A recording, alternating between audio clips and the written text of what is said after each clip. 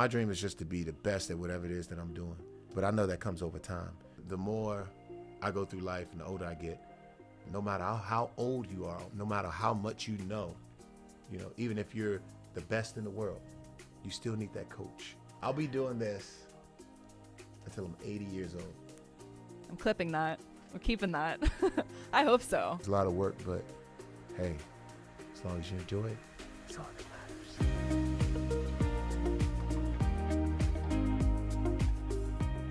What's up, guys? Welcome to the On Track with Annie podcast here with Vernon Davis, former NFL player, now actor, Smirnoff mixologist, dancer, singer, entrepreneur, and so much more. How are you doing today? I'm doing well. Thanks for having me. So we are in your former neighborhood that you grew up in, which is so cool. You just told me this. So yeah. I want to hear about your life growing up. Yeah, growing up was it was fun. It was a lot of fun, but a lot of challenges that I had to get through. With me being the oldest of 7 kids living in a neighborhood that was just filled with like a lot of negative energy, I should say. But there's always those stories that we hear about those guys or those girls who grow up and all of a sudden they go from this to that, and they get a chance to share their story and talk about it. And I feel like I'm related to be one of those people who can share a story about being able to triumph. You know what I mean? Yeah. It's pretty cool. So what was the dynamic growing up with your family, your siblings, you being the oldest? What was that like? It was pretty interesting, and I say that because living in a house with 6 other siblings, you have to fight over space, right?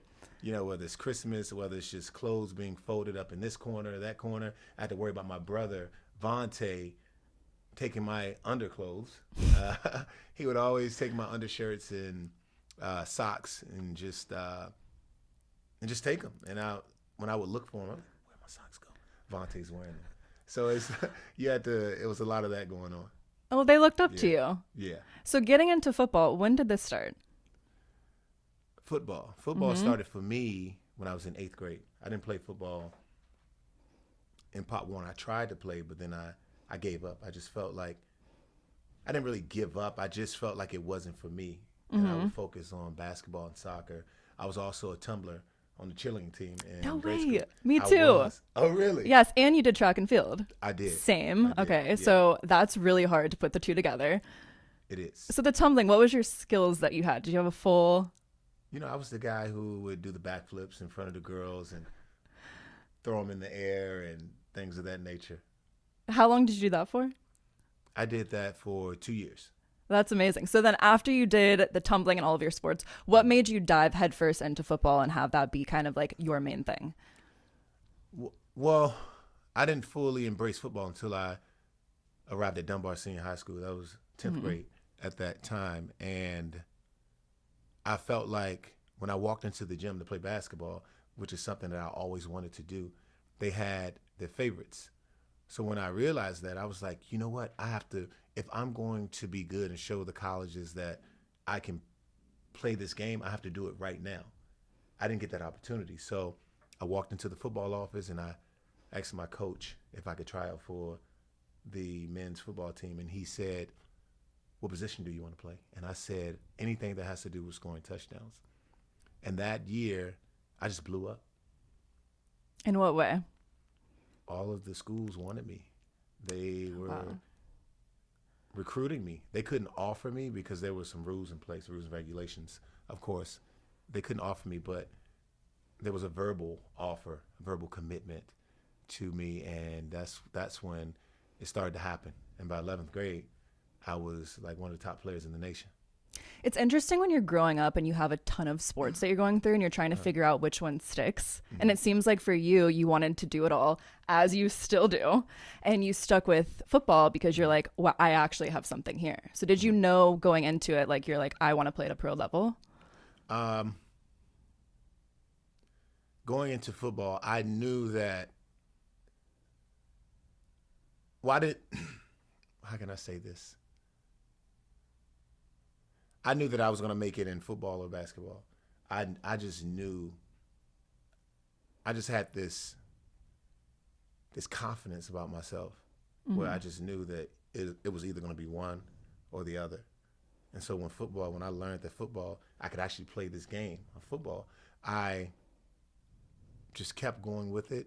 I didn't give up. I put the work in, and it allowed me to be the sixth pick in the draft. That's insane. And you played for 14 years, is that right? 14 long years. Yeah. So what was your experience in the NFL? Were you just enjoying it more and more each year? Or did it get to a point where you're like, I don't know how much longer I can do this? I just felt like it was never going to end. Okay. I didn't think football was going to ever end. I always felt like I was going to be playing forever. I don't know why, even though a part of me knew that the game was going to end someday, but I didn't let myself believe that. So I just kept playing, and I just kept thinking about like all of the things that I had to fight through as a kid, all of the pain, the joy.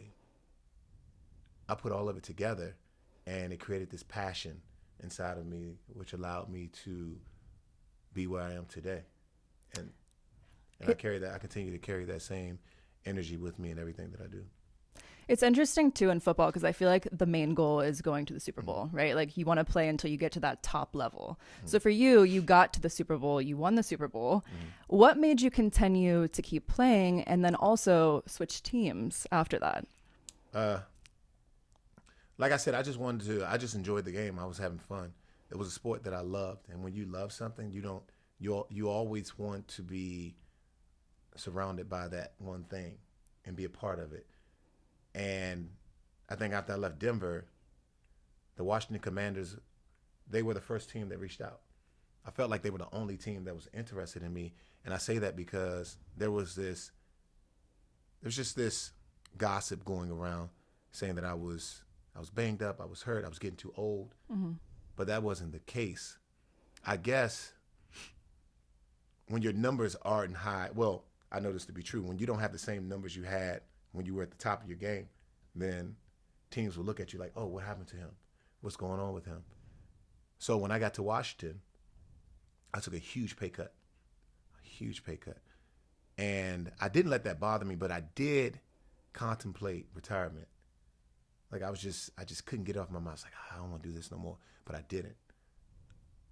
I had fun. I was back home in the area that I grew up in, Washington, D.C., DMV. And after 6 games, I believe the Washington Commanders came back to my agent, and they wanted to sign me for 3 more years. That's so awesome. Yeah. So did you originally think about retirement because you felt like you were being undervalued at that point? Yeah, I felt like I was being undervalued. I felt like I wasn't appreciated. I felt like no one believed in me. But I didn't let that stop me from playing another 4 more years. I just kept going. I said, look, I'm going to have fun. I know what I can do when given the opportunity, and that's what happened. It seems like you're an energy person. Like you really gravitate towards what feels right to you. Is that right? Yeah, I would say that. Yeah, I pick up on energy. I try to surround myself with great people who are like-minded, people who are like me, and I think energy is the biggest thing that I'm able to feel when it comes to people. And I mean, that's just something we have to make sure that we're good at. 100%. I try to be really good about that. Yeah. So growing up and when you're playing football for that many years, you have a ton of mentors, coaches, teammates. Were there any coaches or teammates that really like changed the game for you? Yes, I would say Coach Mike Singletary was a big part of my life in so many different ways. I mean, he was spiritual. He was a great mentor. And there was a moment where he sent me to the locker room on national television. I don't know if you know about that, but I was penalized, and he told me to go take a shower, and I did. That next day, we had a heart-to-heart conversation, and after that moment, I became that team leader, that inspiration that the team needed, just by switching my mindset and knowing that if I was penalized, I was hurting the team. Because at first it was all about me. I was young, so it's to be expected. But it was time for me to grow up and change and be better and be that leader that they brought me in to be. What were some things that he said that you remember that you were like, wow, like this has changed my mindset completely? Yeah, I think he set me down and he said, I vaguely remember because it's been so long, but he was just telling me how I had to change. He said if I didn't change, then I wasn't going to be able to achieve my goals and reach my dreams. I wasn't going to be able to do it. He also told me that he believed in me. I had an opportunity to be one of the best tight ends in the NFL. And when I heard that, that stuck with me. He was crying. I was crying. And after that, the rest was history. It's crazy how sometimes you only need one person to tell you, like, you can do this. Like, you have this potential. You got this. Now show me. You know? Yes, I feel like the more I go through life and the older I get, the more wisdom I gain. They say the older you get, the more wisdom you have. Yeah. And I've also learned that no matter how old you are, no matter how much you know, even if you're the best in the world, you still need that coach. You still have to make sure that listening is your number one tool. Because if you don't listen, then you'll miss out on a lot of opportunities that can cost you everything. So listening became my number one tool. Do you still have mentors in your life to this day? I do. I keep mentors, spiritual, whether it's my workspace, just everything. I always have a coach because I understand the essence of having that mentor figure in your life. 100%. And are there any other sports you play? Because I feel like you are the type of person that just does it all. Do you have other sports that you do now? Well, I am. Sometimes I get out and I participate in curling. Do you really? I do. All right, tell me about this. I got to hear this. Well, I like curling. I don't know if you know, but the United States of America men's curling team made me an honorary captain back in, gosh, I don't even know what year that was. Back when when was Vancouver? When was the Olympics in Vancouver? I can't remember, but that was the first Olympics I went to with them. Then I went to Sochi and I went to Pyeongchang. That's so crazy. So I went to the Olympics. Even the third one in Pyeongchang is when they won gold. That's amazing. So talk to me about this sport. Like, what? Medal. Thank you. That's amazing. Congratulations. Oh, thank you. I appreciate it. What is the training like for this? Like, what do you have to practice when you're going into something like this? Well, it's not like football. Not at all. The sport is very strategic. It's a mental game. Defense is probably the most important aspect of the game because you want how you set your stones up so that the other team won't knock your stones off. But it's very, very just focus driven, knowing what your approach is going to be when you're out there. What if this happens? How I'm going to do this? In a sense, it's kind of like football. It's like every other sport. You always have a plan of action if the opposing team does something that you didn't prepare for, because you can't prepare for everything. You don't know what they're going to do. So you just have to be prepared. Was there anyone that you looked up to in that sport that you were like, I want to chase after them? No, not really. No? I didn't even know I was going to be involved in that sport. I mean, I don't know. I didn't grow up around ice rinks and things of that nature. It's just me having just being open about a lot of different things. I've always been the type of kid, like growing up in my neighborhood. I mean, nobody's going to be a tumbler. Like, you just don't make a decision and say, I'm going to be a tumbler, right? That was just who I was as a person. And a lot of what people see right now today, me being a part of the curling team, being an artist, being an actor, I was born to be that. And it started by me being a tumbler, being something totally different than the world would expect me to be, because I was open. I had a great attitude about life, and I wasn't afraid to do something that I wanted to do. That's why I'm sitting where I'm at right now today.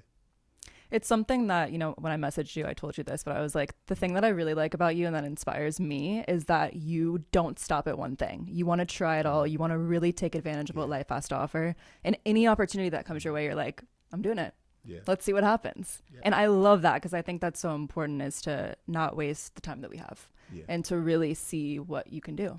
And so that led you now into acting, which I think is amazing. I know among other things, but when you were ending your football career, did you know, like, I want to be an actor someday? Was that something that was in your head?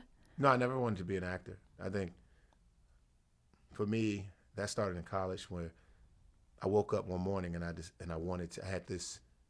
had like this urge, this burning desire to pursue painting. I just wanted some form of art in my life. So I just switched my major. 3 years after that, I learned that my biological granddad was a painter. Oh, that's so cool. Had no idea. Fast forward, opened up an art gallery called Gallery 85 in San Jose, California. From there, I branched out, took a class at the Shelton Theater of Art, where I was in plays and I had monologues and things of that nature. After that, I started to pursue acting. And it's been great. It's been an awesome journey. I'm loving it. I'm staying consistent, and I'm making sure I always have my coach beside me. How was that shift? Because you went from being at the top in football to now being, I'm not going to say at the bottom, but starting something completely new. What was that like? No, yeah, it is. Yeah, you're right. It is at the bottom. And I don't have a problem being at the bottom, because I never allowed football to become my identity. I always knew I was bigger than football. Football was just something I happen to be good at, you know? And I just went with it. And it was a platform for me to be able to meet wonderful people and to have opportunities that I could explore and just figure out, right? So acting was just, it caught me by surprise. I didn't know it was something that I was going to be into at all. But I love it. I enjoy it. I think every time I get in front of the camera, or every time I'm working with my acting coach, it's an opportunity for me to find different things, different techniques, a different understanding when it comes to the craft. You know, one of my favorite actors is Denzel Washington. If you watch him, how he's able to get in and out of his emotions when in a particular scene. I mean, he can do it. It's just effortless. And I love that. That's what I watch whenever I watch movies. I watch for the way an actor shifts with his emotions. I call it beats, the different beats of an actor. I feel like that would be the hardest thing at first to practice. Like when you were first starting with your acting coach, knowing nothing, was that the hardest thing that you struggled with? Oh my goodness. Oh, it's like anything else. Anything that's foreign to you, you want to give up. Yeah. You just have this something in your whispering in your ear, give up, give up, give up, and the other ear is like, no, right? I wanted to, but I just said, I'm just gonna keep on going. And I look back from when I first started, even when I look at my different films that I've been in, the stuff that I've been able to do is just like night and day. I have a film coming out with Destry Spielberg, Steven Spielberg's daughter. Cool.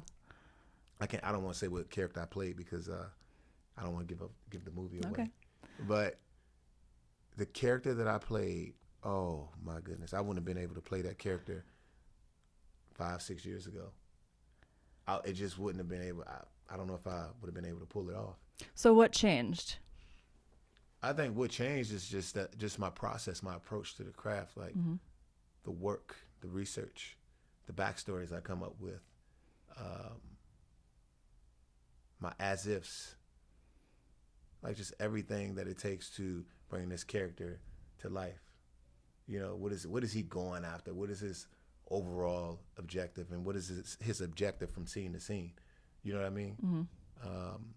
And then just getting out there and just pulling from the environment, the lights, the darkness, the sounds, and just creating that character. It was just a beautiful journey, and it was, wow. I mean, it was just amazing. I remember one scene I did, and I lost myself. I just didn't know. I forgot. I mean, I thought I was this character, and they had to come and say, okay, Destry came and said, okay, Vernon, we're done. You can stop now. Because as an actor, it's like football. When you're acting, you don't stop. You wait till someone tells you to stop. Yeah. You just keep on going. And when someone comes and gets you, then that's when you stop. She was like, okay, and everybody start clapping. It's like, yay! You're like, That was a great still feeling. acting. I was like, wow, I must have killed this scene right here.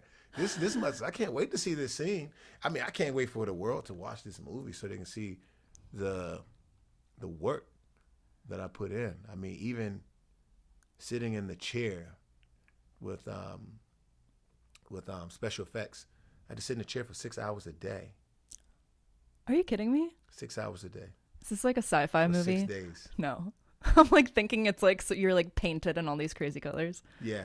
Well, I can't tell Blood. you too much. I don't want to give it away. Okay. All right, fine. There's some blood involved. I already know it. So when you were first starting out, because I think a lot of the time with actors, you're typecasted immediately as something. Did that happen to you? Was that your experience? Yeah, I think everyone was trying to cast me to be a cop. It's easy for me to be a cop, right? You just go in, freeze, put your hands up. Exactly. Right. But yeah, so it was that. So, but I knew I could do more than that because I had a great work. I know my work ethic. I know I'll put the work in. I put the time in to really develop a character. So, well, when you're talking about that, you go from being a cop and then to a serial killer in one movie. So, how did you get ready for something like that? Which one? The cop? Which one? Was it killer? What was it? Oh, the serial killer. The serial with killer Morgan? movie. Yes. What was the name of it? Freeman. Oh, the ritual killer. Ritual Killer. Yes, that's what it was. How did I get ready for that? That's a good stuff. So that movie right there, I had to go back and really find out what could cause me to become this maniac, right? And I thought about it. I said, what deep down inside that I can channel my emotions. So when I was a kid growing up in Washington, D.C., my mom struggled with the drug addiction. And I remember the feeling I had when I was a kid. Like I was so angry because one time I saw a buddy of mine that I grew up with, he was serving my mom, drugs. And I would see it often. And that feeling, you just you hate everybody. You know what I mean? You don't know. You just feel. And that feeling I held on to, but I didn't become it. So I would say, okay, maybe I should tap into that. So now my whole objective in the movie with the serial killer is to make my mom happy and show her that I really care deeply about her because I'm going to take the life of all these people who sold you drugs and killed you. So in my mind, the drugs killed my mom. You know what I mean? So I held on to that and I harnessed and I let that control me throughout the film. And you can see it in my face. You can tell how I'm talking. So now when you go back and watch that film, you're going to be able to feel that energy. Were there any lines that you can recite that you remember that were really hard for you to get into? I'm trying to think. I mean, there's a bunch of different lines. I mean, just with the one line when Morgan Freeman walks in and I talk to him and I tell him, I'm letting him know, like, please do not go to the policeman any further, right? Any further. But if I was saying it in a dialogue, I'd be like, please do not go to the policeman any further, right? But I changed it and I spoke in Zulu and I was like, Kilapa, Kokuzi Toba, Musa, Ukusiza, Lilipoiza. It was a threat. And Morgan helped me with that, right? Because when I went in, I said it the way I said it, but he said at the end, how about you say it like, leave me with this in my ear.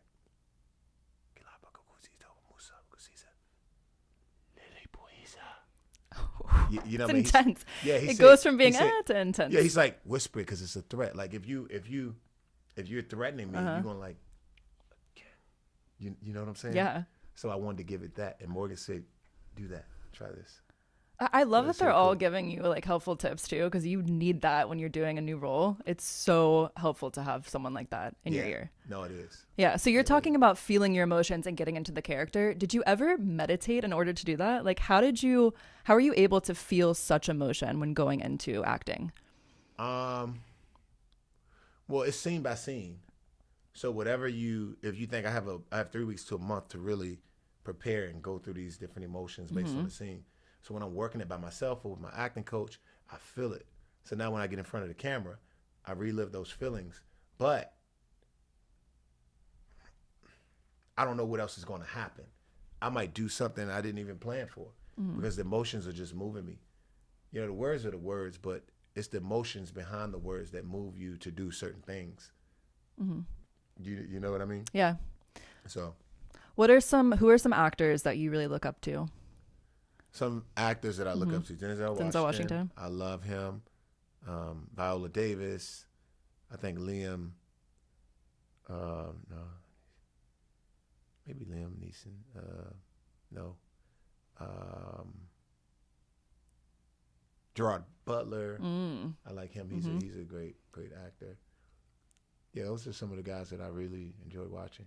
Would you ever want to do TV series rather than movies? Yeah, I would love to do a TV series. Yeah? Yeah, I love TV. I would love to put some work in.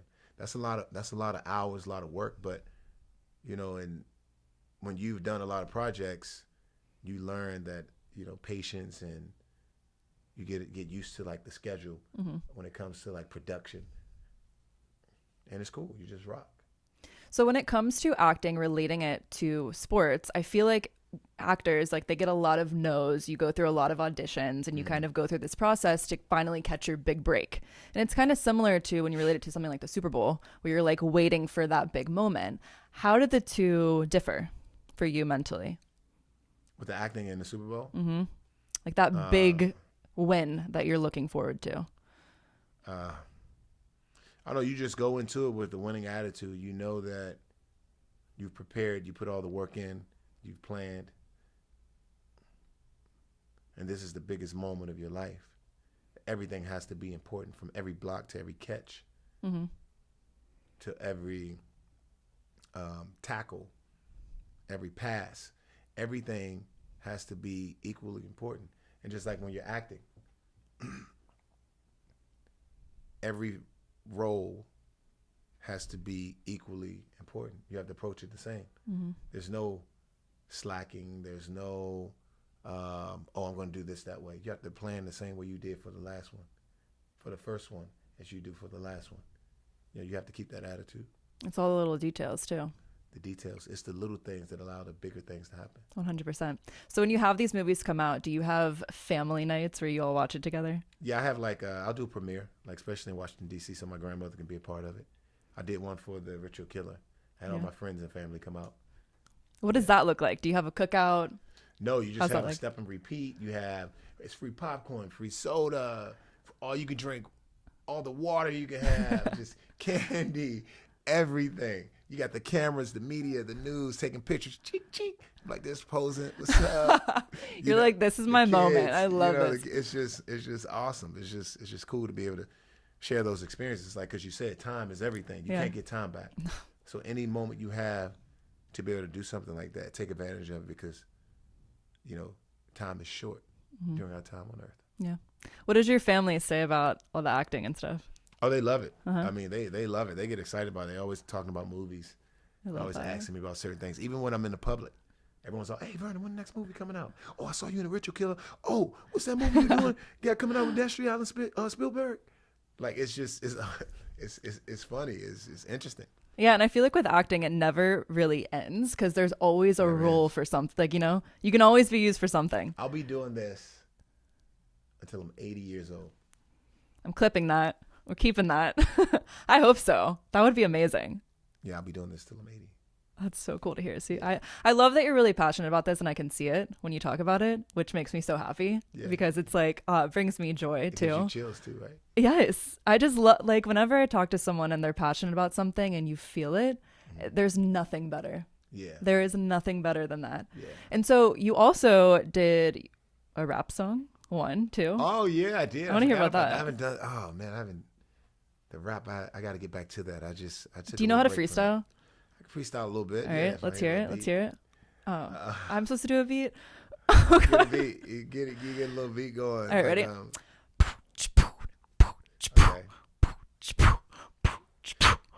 Okay, I need another beat. Somebody give me another beat. All right. Oh God, I'm so bad at this. All right, ready? Like something like, "I'm sitting here in my chair, I have no fear. Every time I walk outside, I just don't care because I got passion. It's lasting. Every time I walk around, people start laughing. I'm outside in my neighborhood, everything getting good. Sometimes when I sit down, I think I'm misunderstood. I'm just a painter and an actor, still trying to find that factor. Looking back on my past, they're going to see that see what I was after. Oh, I love it.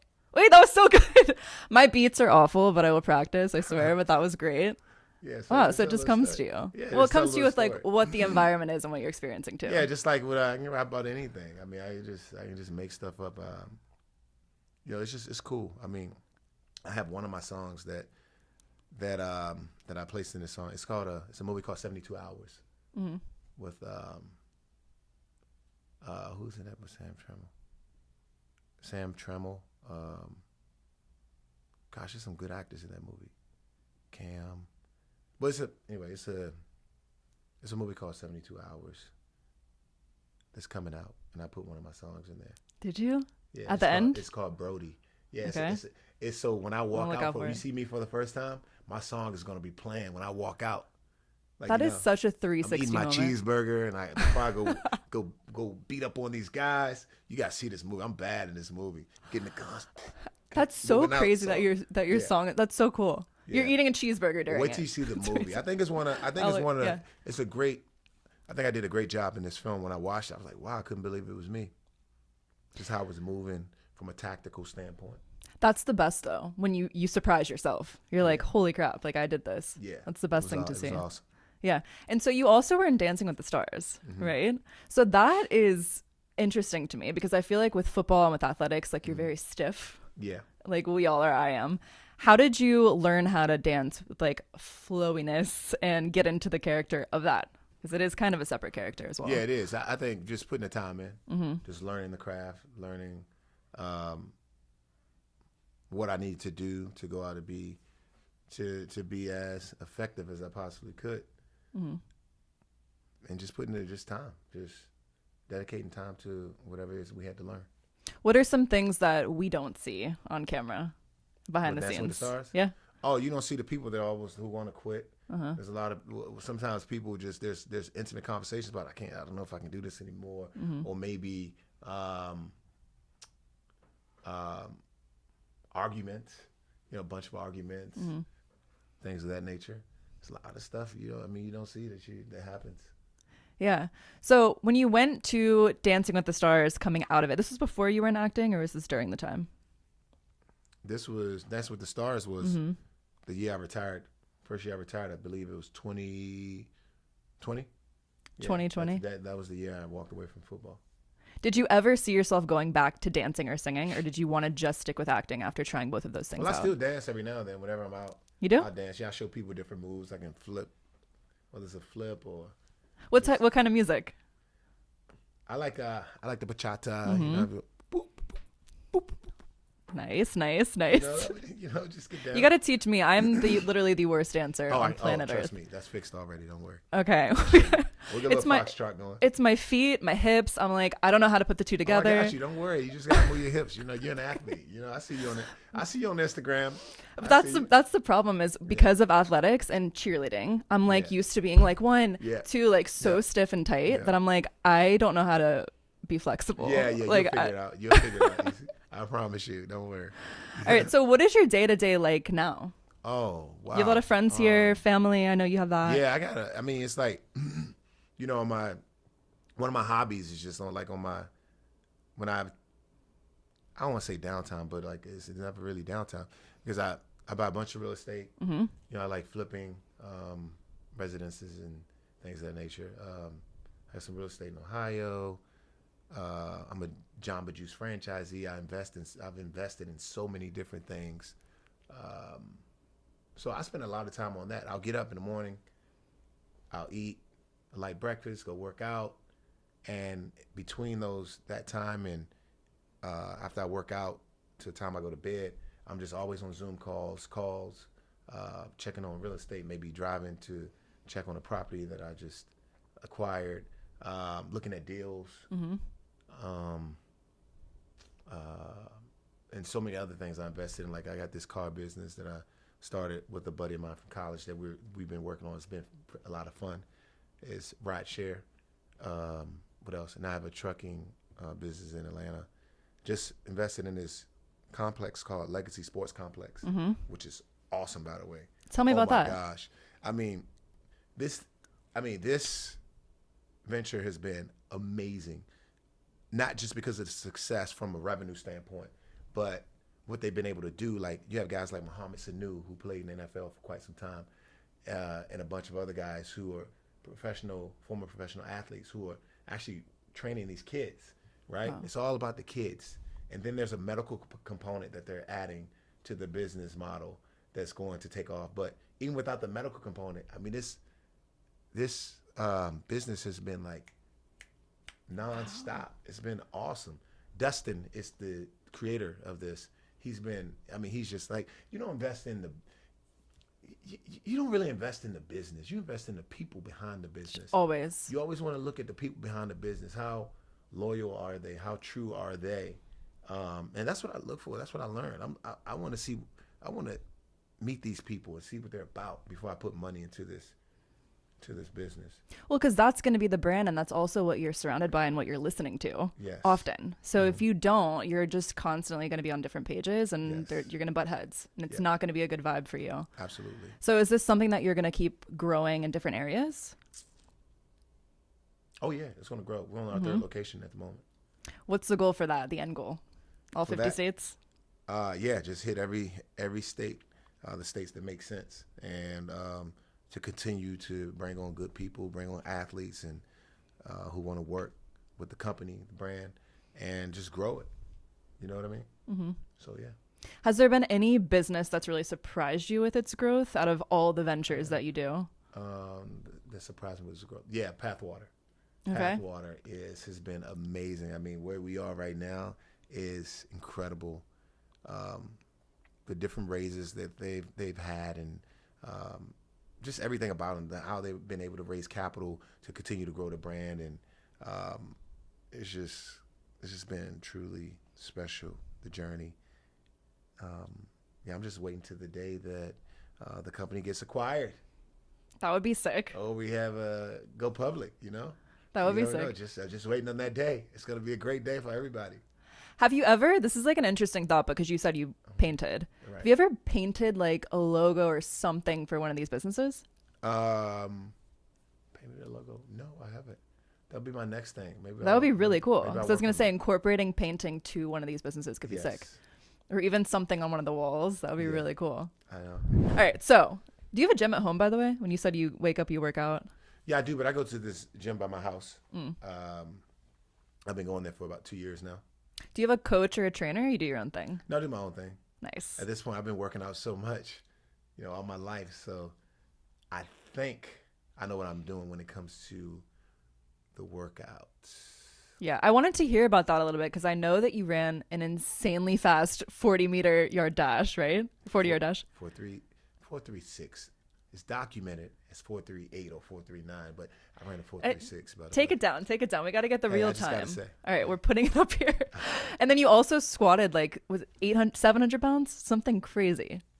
I read this. I can't remember. It was like 680, something insane where I was like, holy shit. Yeah, I can't remember the squat, but yeah, I do remember that 40. So what, do you still run, by the way? I do. How often? I'm fast. Should we race? Oh, we can run. Do you think That's you my can? thing. Do you think you can beat me in? Okay, I can't beat you in a 40. I'm still explosive, even though I don't lift heavy, but I'm still explosive. Can we race a 400? A 400? A 400. No, you got that one. I got it. Yeah, okay, so anything over what 200 or over 100? I can do a 200 with you. What was your fastest 200 time? 21. Oh. It's 21, kind of fast. 22, so maybe 22. All right, we should do a 200 and a 400 and see. You might get me. Well, yeah, I can't do the 400. Or a 100. We'll see how far in front of you are. Would you pull something if we actually made that happen? What? Pull what? I love it. Girl, I run every single day. I love this. I run every day. Do you sprint every day or do you do miles? I don't do no miles. Come on.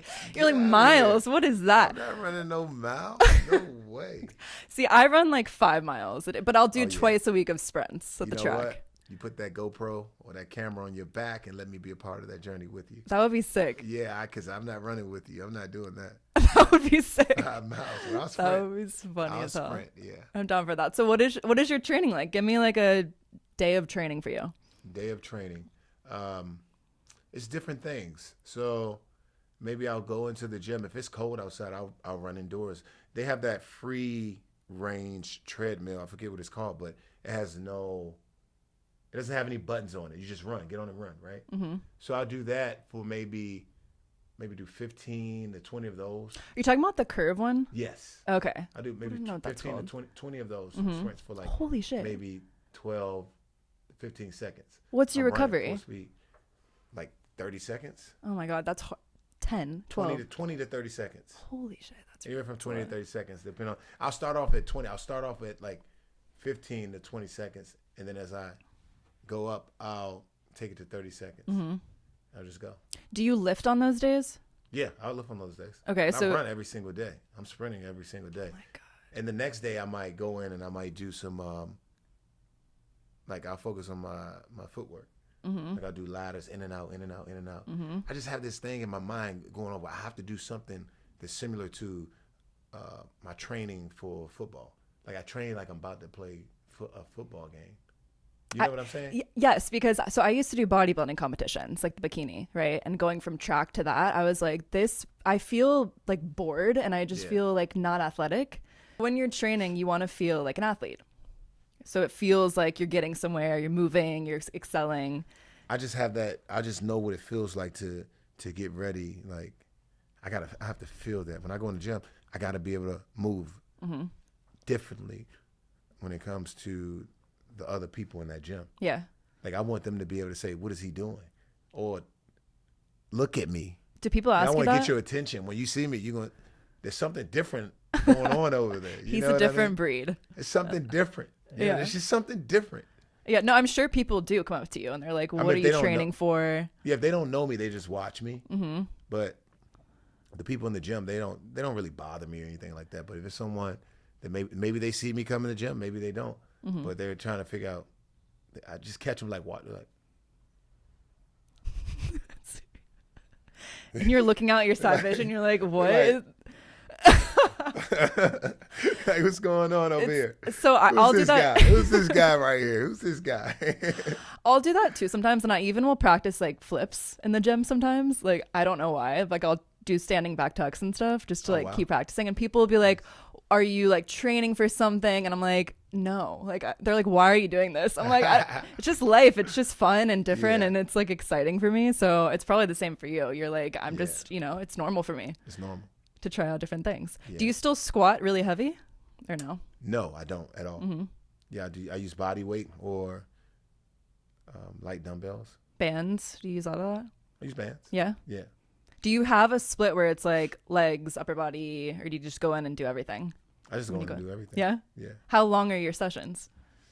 I try to be in and out of the gym, and it's about an hour and a half. And you finish with sprints, I'm assuming, or you start with it? I start with sprints. You start with sprints and then you do all this? Oh my God. See, I can't do it that way. I'm like dead at that point if I do Welcome to it. the world of a sprinter. You're, well, now. Welcome to the world of a sprinter. I'm like, well, now I really can't beat you in a race. No, I'm just kidding. I'm We're ready still to go. doing. I'm always we're ready still to doing run. that. You We should do a wanna run, I'm 5K too. That's gonna. I'm ready. I just want to see you run 5 miles. No. Like that would be amazing. Oh no. It's like already terrified. What do you think your mile time would be? My mile time? Yeah. Have you never got tested for that? Like when you were I did. I don't younger remember. in school? I was tested when last time I was tested for a mile was in high school. When Or maybe college. I can't remember what it was. It's probably yeah, that I don't know if I 5 minutes, 4:30. You're like, I'm just a beast and everything. Imagine. 245 pounds. I can't run. I'm not running. What are you now? What do you weigh now? 245. Oh, so when you I've been played football, what were 245 you? for the last, I think in 2006, Mm-hmm. I was first 2 years. Well, that first year I came in at like 254 pounds. Oh, so you've stayed pretty steady. Yeah, 254 was too impressive. heavy for me. Okay. So I got A little down. bit. I got down. That next year, I was 243 pounds. Wow. So I've been 243 pounds since 2007. Wow. So that's, I mean, when you're running, you feel it. Every like 2-3 pounds, you feel it. So if you start hurting, your knees hurt, you're like, I gotta cut it down a little bit. But what's your diet like then? So my diet right now, I'll eat maybe 3 times a day. Like in the morning, I'll get up, I'll eat an apple, maybe some peanut butter. That's about it. And then I'll work out. After workout, I'll have a smoothie with some vegan or whey protein in it. And then I'll have dinner. That's it. Wow. All right. It's pretty simple. Yeah, 3 pretty meals simple, a pretty day. light. 3 meals a day. Do you like to cook? No. No. Okay. So do you make it very easy? Like when you cook dinner, what's your like go-to? I'm not cooking. Oh, you have someone cook for you? Sometimes I'll have a buddy of mine who's a chef. He'll come. Yeah. He'll do some meal prep for me. But if not, come on, Uber Eats. Oh, you're one of those. Oh, yeah, I'm one of those. Postmates? Oh, Okay. yeah. Are you an Uber Eats or Postmates person? Uber Eats. Okay. You Yeah. should see mine. Mine's like stacked. I even order like 7-Eleven because I don't want to drive. Oh, I'm like wow. ordering like a Celsius and a protein bar. That's crazy. That's That's psychopath. pretty psycho, yeah. So what are your That's pretty psycho. I know. That's how bad it is. What are your go-tos when you order? I try to stay clean. I don't eat a lot of red meat. Red meat for me is maybe 3 times a year. Chicken or fish for me mostly. Greens, and yeah. And if I'm snacking on something, maybe if I have a snack throughout the day, maybe if I'm sitting there with my acting coach. I work with my acting coach every Tuesday and Thursdays. Yeah, on Tuesdays and Thursdays I'm with him, and I might grab some almonds or things of that nature. So pretty light, pretty simple, good stuff. Stay away from the bad stuff. No fried foods. There you go. No beef, no pork. Always? Is it always like that? I've been like that. Yeah, I didn't change. I didn't have this diet until I got done playing, since 2020. That's when I stopped eating. I started eating less. And you feel better? Yeah, I was doing intermittent fasting, but I kind of changed that to just eating lighter, and eating things that I can benefit from, like apples and things of that nature. You got to feel good, especially if you're doing like sprinting and high intensity stuff. It's like you got to be light on your feet. Yeah. So it sounds to me like you're working out, you're acting, you're working, you have all these Zoom calls and things that you're doing. What do you do for fun? If you're like, I want to do this is me time, what does that look like on the weekends? On the weekends fun for me would be having people over the house and just enjoying the outdoor area, whether it's the fire pit. I just bought this pool. It's like it's a swim spa. It's like 20 feet. What? 20 by 10, 20 feet long, 10 feet wide. Have you used it And yet? it has the current on it. That's so it's cool. like a wave. It's just pretty cool. My kids and I, we enjoy that.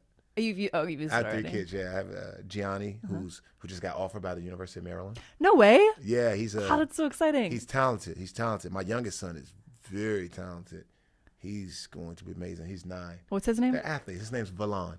Valon. Okay. Yeah, Valon Gianni. Then Valley's my daughter. But yeah, so they take up a lot of my time too. So I forgot to mention, like, their mom and I, we're separated, but they live like 45 minutes from me. So I get them on the weekends. During the weekday, I'll pick them up from school. We'll have dinner, or my son's birthday is tomorrow. Happy birthday to him. Yeah, it's gonna be cool. So I got a magician going to the house. Oh, And on that's Saturday, amazing. he's having a birthday party. Oh, is it going to be all of his friends invited and everything? Yeah, it's gonna be That's so cool. fun. I enjoy doing little stuff like that. Do you like setting It's up fun. themes and stuff? Like kind of decorating and things like that? Or that's not you? No, I let the mom do all that. Kind Okay, of stuff. because I'm like, you're creative, so I can see it. I just pop up with the magician or the. You're like, we got this. We have tricks. We have entertainment. I do that kind of stuff. The stuff she's not like thinking about. Do you control the music playlist? Of course, I love it. of course. What's that look So- like? What do you listen to? Well, the kids, I try to listen to. Well, I try to do the clean version of music, but they like all that stuff. They like Drake. They like, who else do they like? Kendrick and J. Cole, but the clean version. Yes, It of has course. to be the clean version. course. So as you see, I'm a very busy guy. Yes. I got all that stuff, and then I got the kids, and so I'm always moving and shaking and working, and like life right now for me is much more. I'm more busy now than I was playing football. With so many different things going on, so many different departments as far as people I need to talk to and deal with. It's a whole bunch of stuff. I mean, it's a lot. You got the house cleaner, you got the got the gardener, you got the financial guy, you got the CPA, you have the insurance guy, you have my kid's mom, you have a business partner. So I think people forget that when you have a lot of stuff going on, there's so many different dynamics, people and things you have to like deal with, And I sometimes I sit down and I put it on paper, like all the different people that I have to deal with on a daily basis. It's a lot. Then I got my publicist. I forgot about that. My publicist. I have 3 different publicists I work with because they all specialize in different things. Oh, that's cool. Yeah, so it's them. I forgot about them. I didn't mention them. And then there's the what else is there? There's. Do you have a manager, like I'm a manager. You do, I'm an okay. acting manager. So I have another partner. If I sat down on paper and showed you all the different people I have to talk to on a daily basis, you will be like, my goodness. Is your calendar on your phone like crazy filled? Yeah, like it's crazy. Hour, 30-minute gaps. It's crazy. It is crazy. Like it is unbelievable. But look, hey, I'm grateful for it. Of course. The big man upstairs has prepared me for this moment to be where I am in life, to be able to handle these different people and to be a part of these different things that I'm a part of. It didn't hit my mind until just now talking to you, how many different people I have to deal with. That's crazy. But the beautiful thing of it is that I make sure that these people that I work with are in love with me because I treat them how I would want to be treated, and I treat them really good. I just make sure that we have a great working relationship. Everyone's happy, and we enjoy working together because that's how it's supposed to be. You have to really make sure that you guys love each other and they love you, and it's important to me. And I just learned that. I think I learned that from my grandmother, just learning how to deal with people. Mm-hmm. Well, when you have these huge dreams that you have to have a big support system. Mm-hmm. Like you want to have people around you that love you and care about you and you can go to, and you have that, which I think is amazing. Mm-hmm. So I think if you only had one person to go to, it'd make what you do a little challenging, right? So yeah, it's really nice. Yeah, it is. It's fun. It's a lot of fun. It's a lot of work, but hey, as long as you enjoy it, it's all that matters. Do you feel like you're living your dream right now? Yeah, I mean, sometimes I wake up, I don't know if I'm living or dreaming. I don't know what it is. Okay, well, then that's amazing. That's exactly what we want to hear. I don't know what it is sometimes. Seriously, I wake up and I'm like, am I here?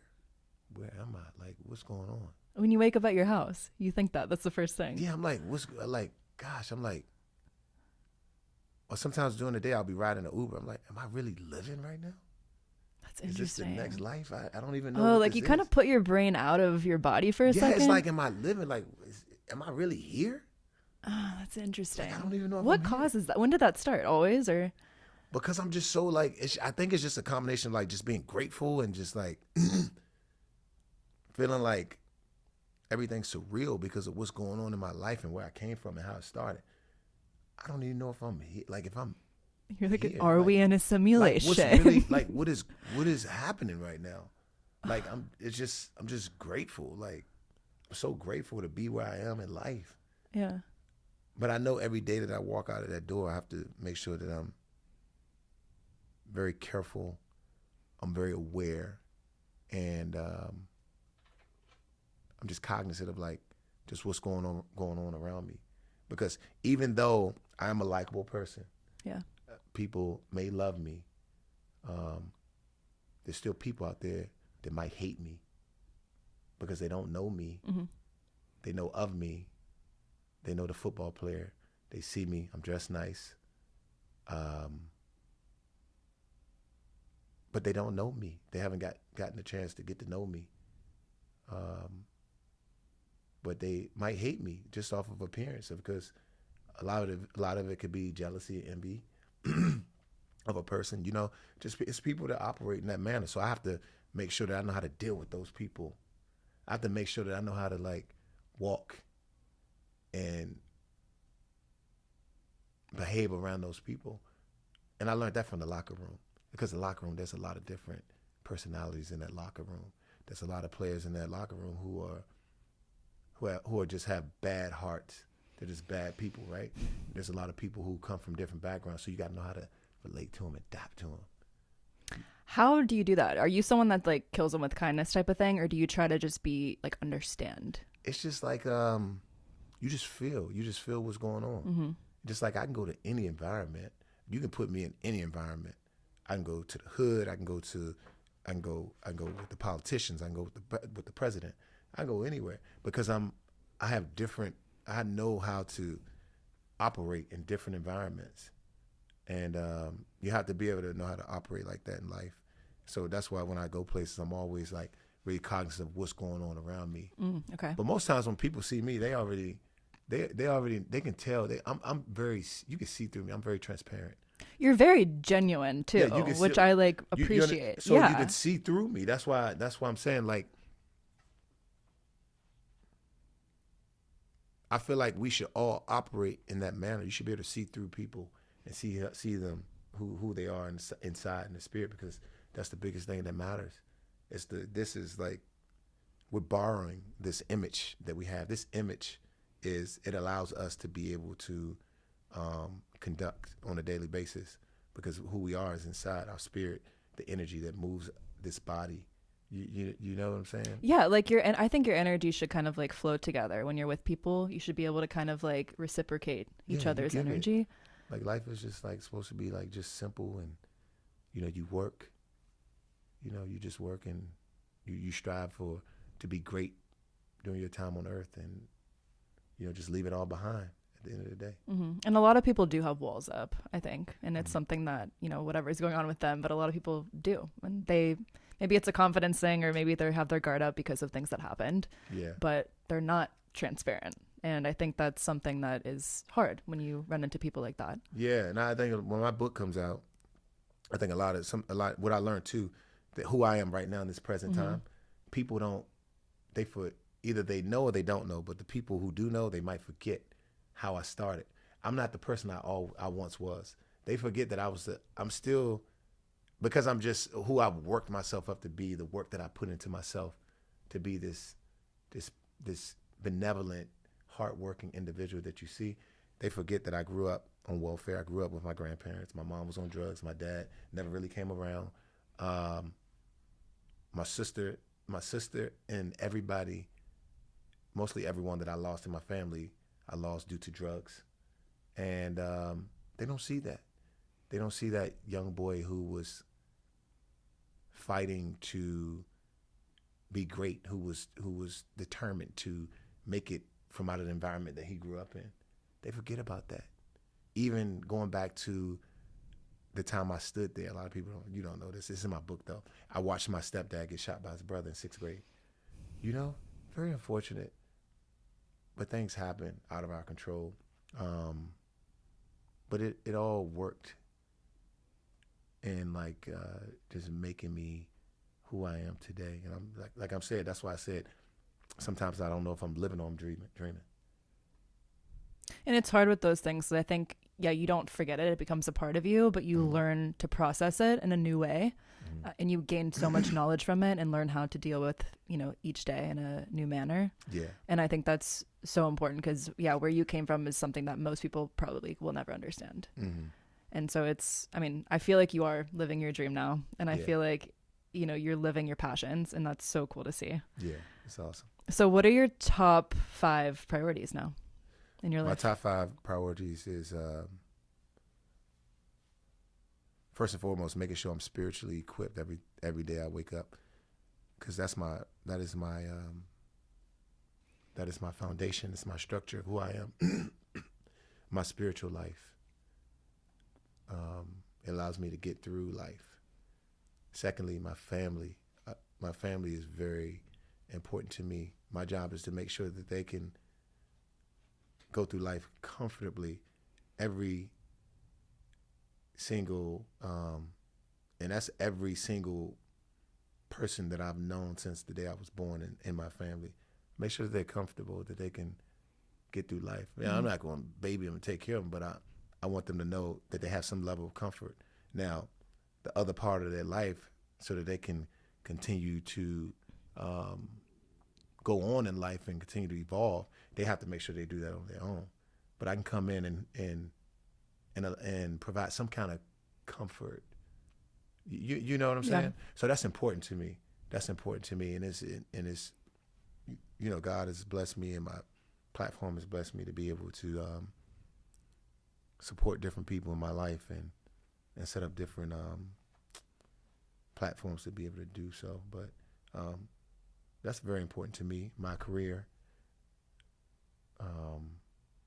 how I treat people, and my image. Is that 5? What is that? How many is that? Whatever. 4 I or hope I 5. summed it up It combines, yes. Yeah. Are there any big dreams that you have as far as your career goes that you want to accomplish soon? Yeah, my dream is just to be the best at whatever it is that I'm doing. Whether it's acting, whether it's, I don't know, I don't care what it is, just to be the best. But I know that comes over time.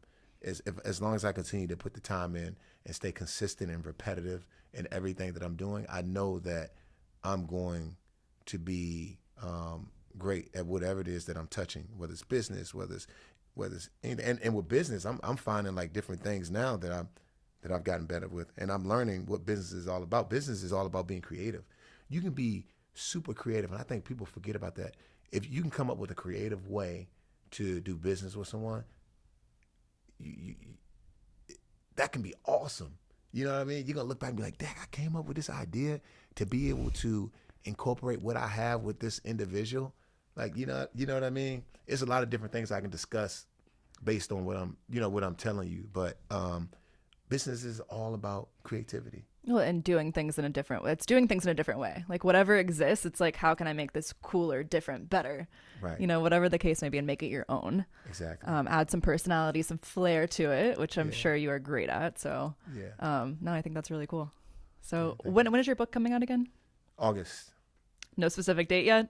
No specific date at the moment, but I'm working on a lot of the behind the scenes stuff right now. Cool. So I'm doing a lot of marketing, advertising. So. Cool. And then where can we find that when it's out? Oh, you'll be able to. You can. Social media. It's being pre-sold right now, Amazon, Barnes and Noble. So they can go get the pre-sales right now. Amazing. I'm looking out for it. And before we finish this episode, I do want to say that I wanted to pay some respects to your brother. I appreciate it. And I'm just keeping you and your family in my thoughts always, and been thinking about you, and I'm just praying for you and your family. Thank So you. Means a lot. Thank you so much. So on that note, we are finished with the podcast. Thank you so much for coming, and we will talk soon. You're welcome. Thanks for having me.